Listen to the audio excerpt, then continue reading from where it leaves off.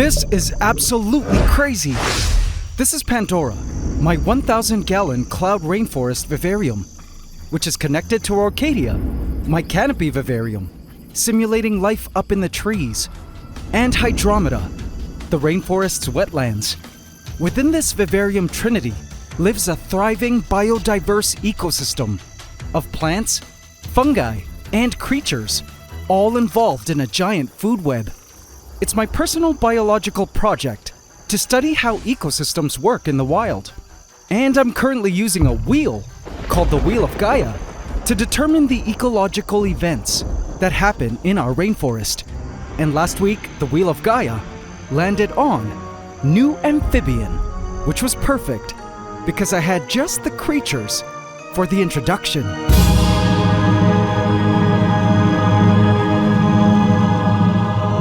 A ton of tree frog tadpoles. But the thing was, I wasn't sure if the wetlands' various predatory fish would end up just killing them all, like a swarm of piranhas on chicken. In the end, after adding in the tadpoles, the shocking, never-before-seen sight I spotted left my jaw on the floor. Welcome to Episode 3, Season 5 of my Ecosystem Vivarium Series, where Mother Nature shows us how rapid transformation is a superpower for survival, here on the AntsCanada Ant Channel.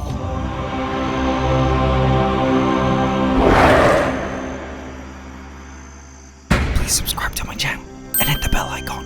Welcome to the AC fam. Enjoy.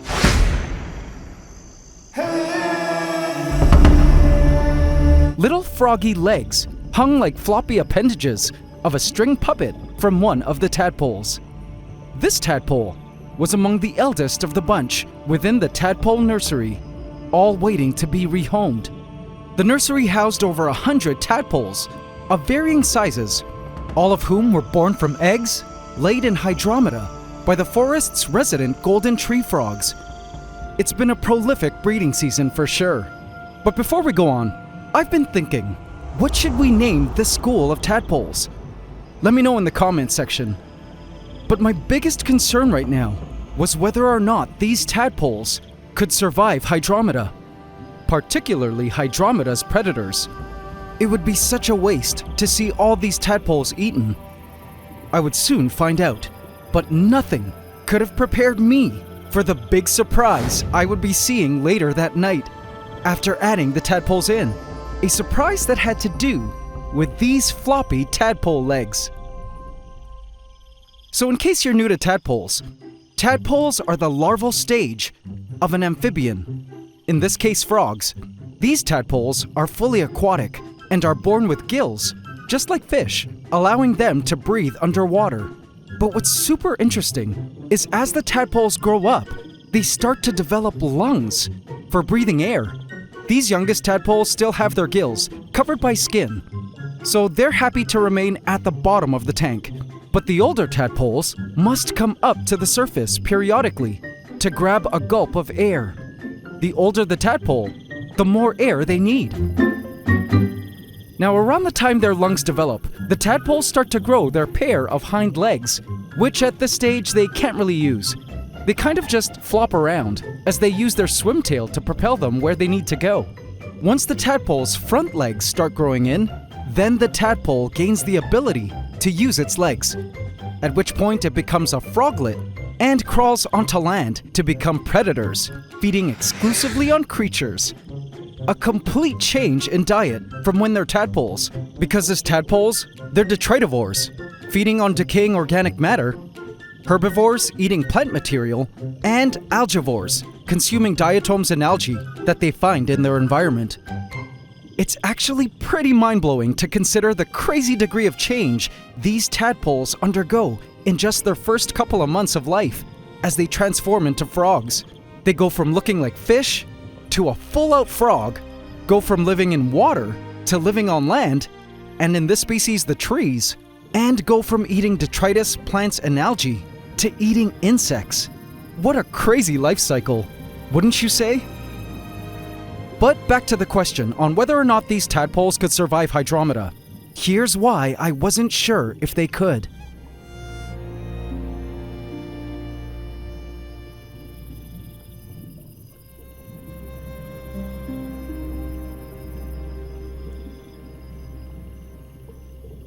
presenting Hydromeda.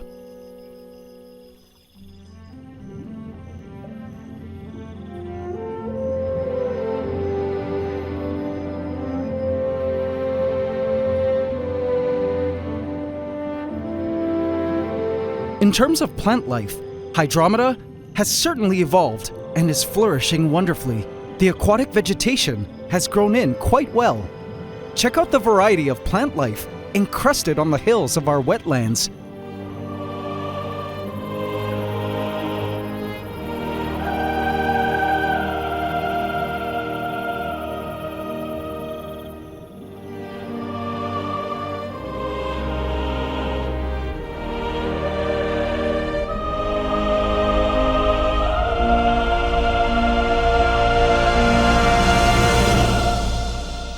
My Boosie is looking healthy and as lush as ever.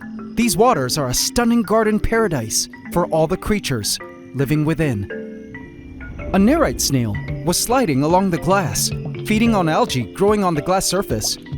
I love watching its mouth parts scrape the fibers of algae. An algae eater was sucking algae off the surface of leaves. The Corridorus catfish were busy vacuuming detritus from the sandy surface. And the shrimp, named the Skittles, picked away at any edibles. There weren't many Skittles out at the moment, seeing as the majority of them hide away during the day, and as you'll see later, emerge only at night. They do this to escape predation when the predators go to sleep, which brings me now to the predators that, in my mind, posed a real danger to the tadpole's survival.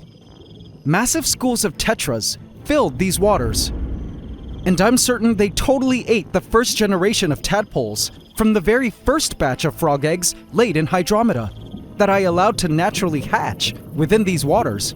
And sadly, every tadpole disappeared, never to be seen again. That's hundreds of tadpoles eaten. These tetras are hungry little piranhas that will devour and gang up on prey creatures, including the Skittles, which is why they, especially the babies, emerge only at night when the fish are asleep. The Skittles make use of the various hiding places in Hydromeda that I felt the tadpoles could also make use of, like these huge clumps of rotala.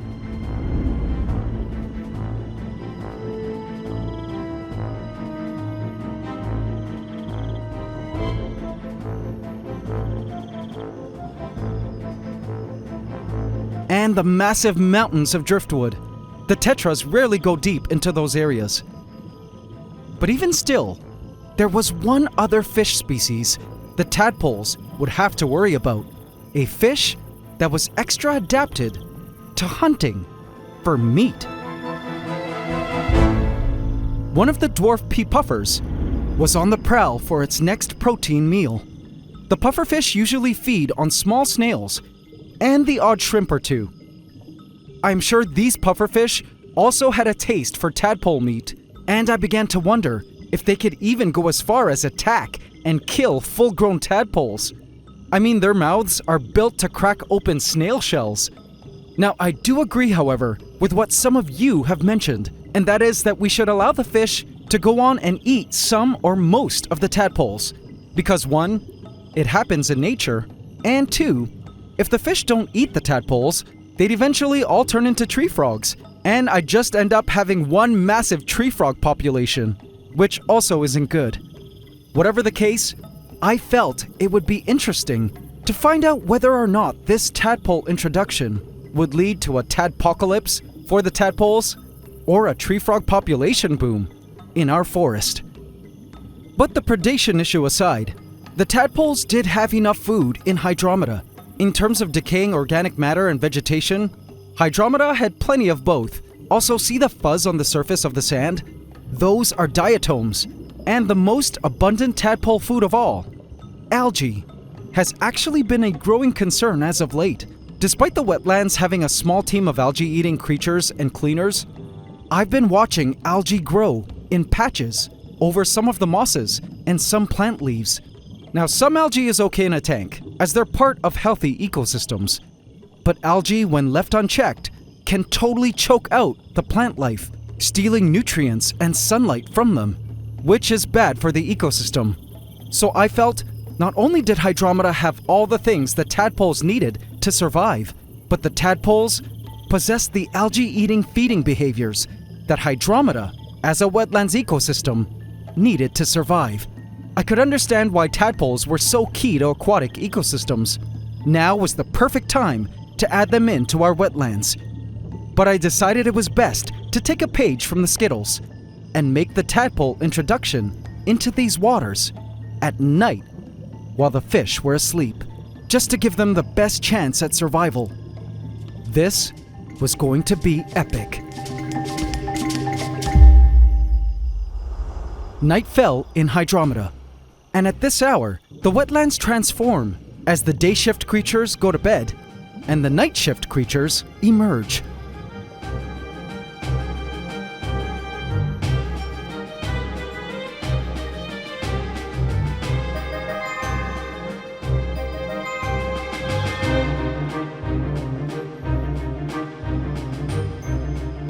This species of Corydoras catfish loves foraging for food at night.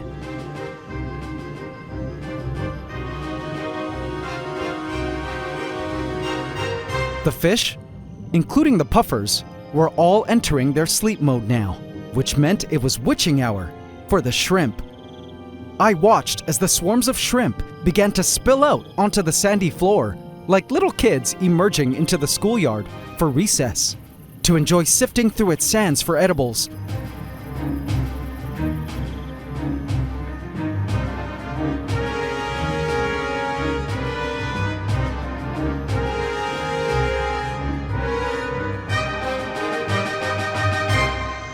Suddenly, a flash of pink caught my eye. Above the waterline, I spotted Shortcake, our resident Pac-Man frog.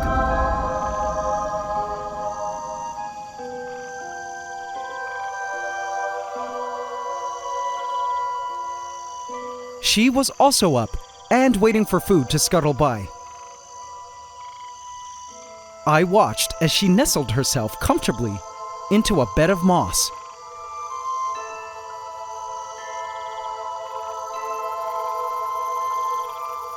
I then spotted up in the branches, the tree frogs had also emerged, the parents of the tadpoles. They were out hunting for prey.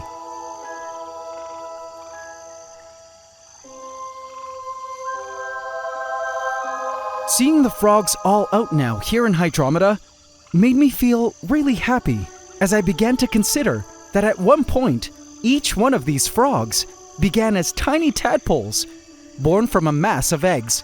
I never really stopped to consider how incredible of a transformational journey these frogs underwent since they were born. And after having watched the journey of our tadpoles, I now understood how miraculous it was to have these frogs here with us in Hydromeda. In nature, not all tadpoles make it to adulthood. Only those that manage to survive earn the right to enjoy life up on land, and later to pass on their genes over to found the next generation. It was in that moment that I realized how much I loved frogs.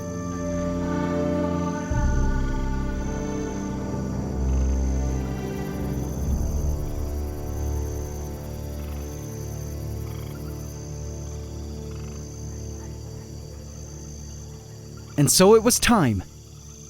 Here was the plan. My idea was to gather the tadpoles and carefully dump them all here into this driftwood entanglement, just so the tadpoles could have an immediate place to hide once in. It would also not alarm the fish, as dumping the tadpoles here, where the water enters the sump filter, would keep as much of the scent of the tadpoles as possible from floating to the rest of the tank. AC family, let's do this! I began to collect the tadpoles.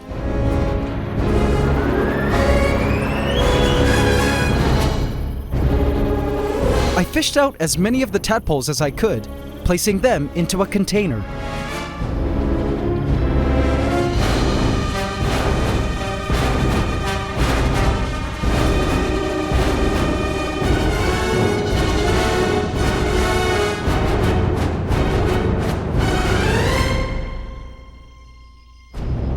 me, my precious tadpoles.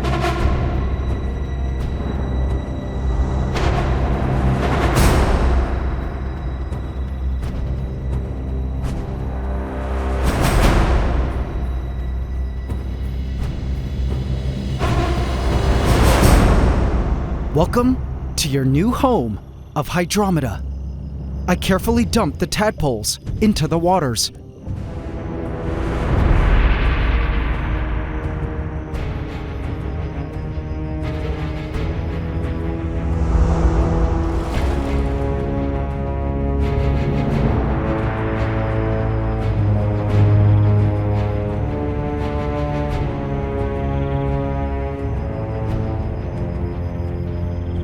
And just like that, they were in.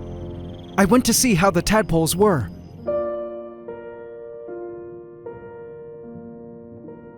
I spotted a few with legs, swimming and surfacing for air.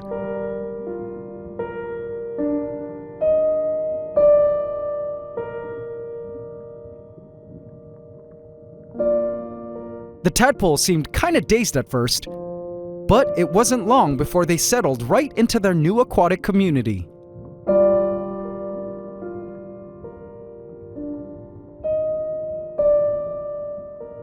Out of my way, bobblehead, a shrimp pinched, pushing the tadpole forward.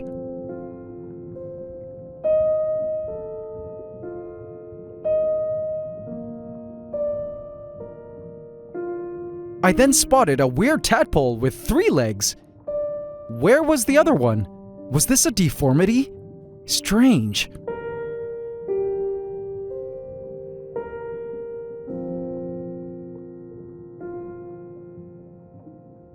Once the tadpoles got over their first few minutes of shock, I noticed them beginning to feed from the floor. Mesmerized, I watched the tadpoles of all sizes feed and explore their new massive home. A vast world they never knew existed.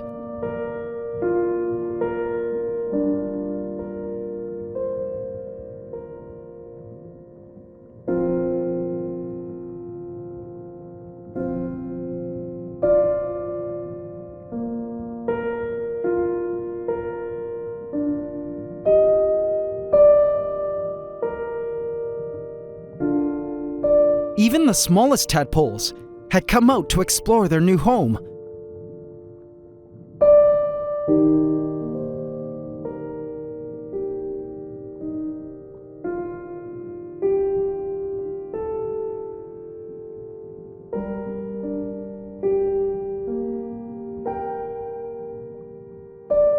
Mixing in with their ecological competitors, the shrimp, a cardinal tetra who had stayed up late was snooping around, but didn't seem to bother with the tadpoles. I guess the tadpoles were now too large for the tetras to eat. It actually looked like the tetras had not been alarmed by the introduction of the tadpoles, and that our plan to add them in discreetly had worked. I watched in awe as the tadpoles fit right into their new aquatic home.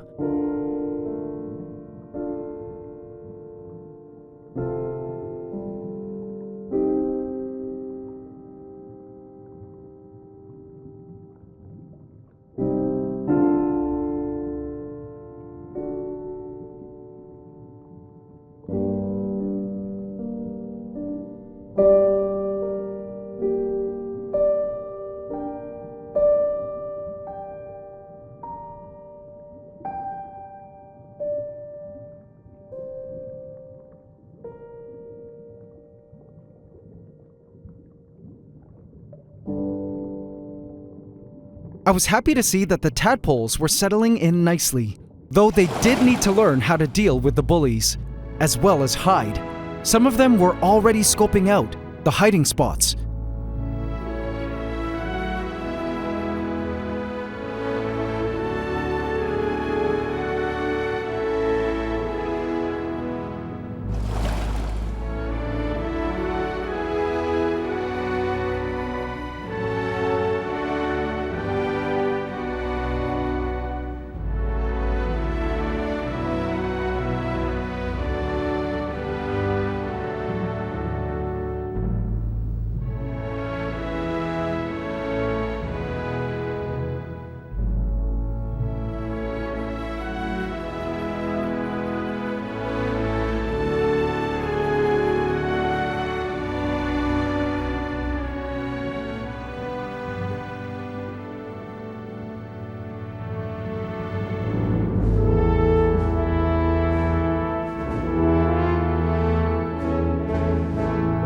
The tadpoles were absolutely stunning in their new home, and only time would tell if they would survive. Even if just one of this whole swarm of tadpoles could survive, I would be happy. It was then that I spotted something truly spectacular.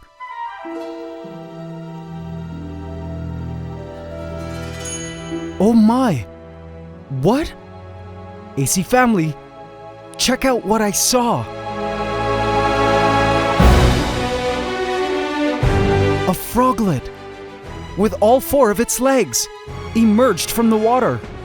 It looks like one of the tadpoles had developed all its legs and was ready now to leave its aquatic life behind and emerge as a new animal of the land. How crazy is that? I did not expect to see this so soon, or even see this happen at all. These were the froglet's first moments on land, breathing air, with functional legs that could climb and stick to glass. It no longer needed its tail and would be absorbing it into its body now, over time. I couldn't believe we were witnessing this milestone for this frog. But what I found the most surprising was its size. This froglet was truly tiny, about an inch long in length. I imagine the tadpoles would have grown much larger before emerging onto land.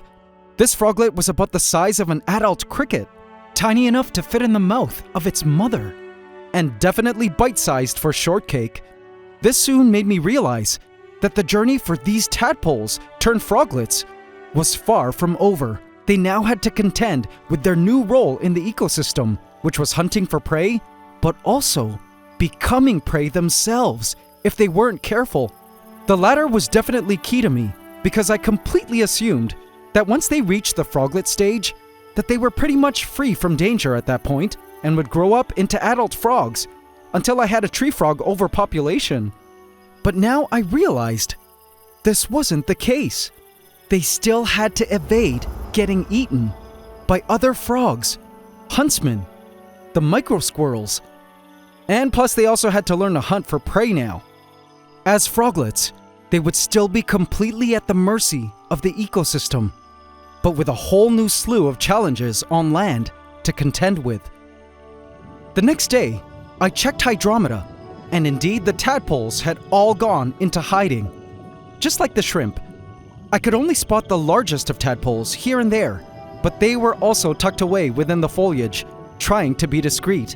The pufferfish looked extra fat and were hyper-focused on the hunt today, which to me meant that yes, the pufferfish did manage to eat some of the tadpole meat. But I wasn't too worried, as I felt the puffers wouldn't be able to eat enough of the tadpoles fast enough to make that big of a difference. For the most part, it seemed the tadpoles still had their survival instincts intact, and so did our little froglet, who had found an ideal spot of his own in which to hide, not too far from the water, in case he needed to make an emergency leap to watery safety. Having tadpoles living in Hydromeda and developing into frogs was a long-time dream of mine since I first built these wetlands. And today, it had all become a reality. In my opinion, frogs are one of the most underrated animals ever, important for ecosystems, both on land and in water, where they play multiple roles, depending on their life stage. And after seeing all that I have with these tadpoles, I've come to realize that frogs are definitely one of Mother Nature's coolest creatures. Real-life Pokemon that evolve and morph into higher forms along its life journey. I couldn't wait to see how many of these tadpoles would actually survive into adulthood, and hopefully go on to found a second generation of Hydromedan-born tree frogs next year. The frog story in our rainforest had only just begun, and can only get more and more riveting from here on in.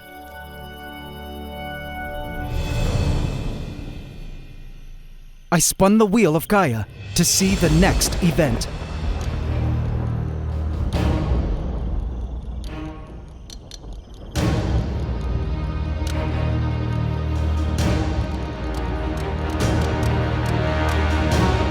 Oh. Interesting.